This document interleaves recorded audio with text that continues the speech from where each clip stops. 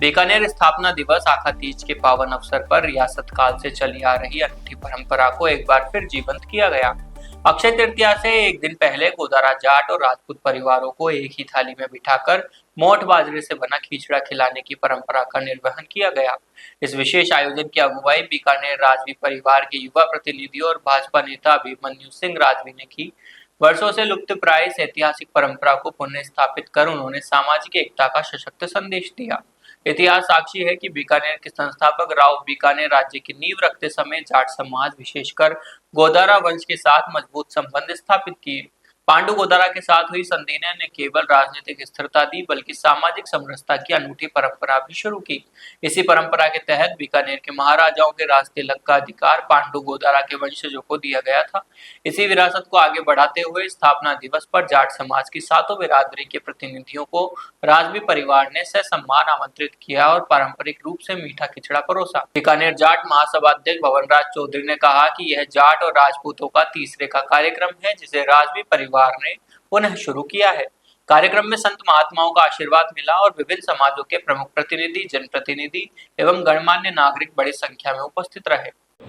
जी sir, क्या कार्यक्रम है? बीकानेर के संस्थापक राव बीका जी द्वारा एक बहुत ही सुंदर परिपाटी, बहुत ही सुंदर रीति द्वारा स्थापित की गई थी।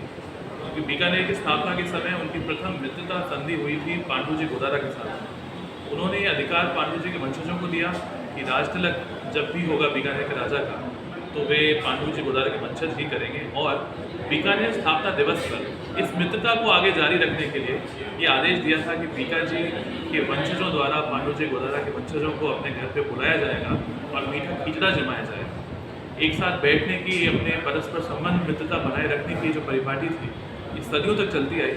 पिछले कुछ वर्षों से इसमें विराम लग गया था।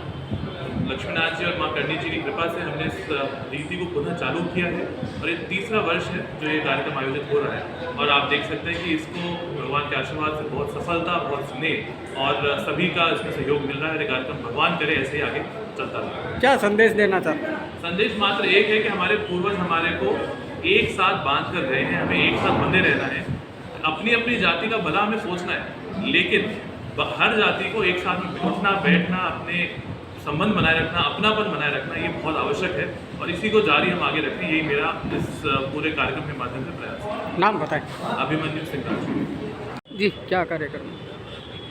यहाँ पर जाट और राजपूतों का खिचड़ी का कार्यक्रम है जो राजवी परिवार द्वारा रखा गया है, जो आज से 45 साल पूर्व भी बंद कर हो रखा था। उसने पुनः आज तीसरा मौका है जब हम उपस्थित हुए हैं। उसमें जाट और राजपूत एक थाली पर बैठकर खिचड़े का कार्यक्रम रखा गया है और उसमें युवाओं को अच्छी प्रेरणा और भाईचारे और स्वभाव का प्रेरणा मिलेगी। इससे क्या संदेश देना?